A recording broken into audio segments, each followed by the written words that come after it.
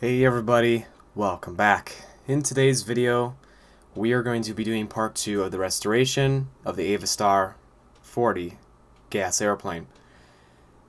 In this part of the video, we're going to be installing and kind of repairing, in a bit of both actually. We're going to be repairing that back tail you see there, and then we're going to try to put the wheels on and try to decide how the wings are going to go on, because we do not have our wood spar that goes across that connects them both.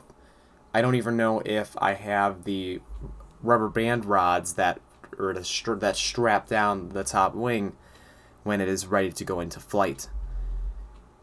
And my most main concern is that spar that goes across, because without that spar there really is no flight going to happen or at all.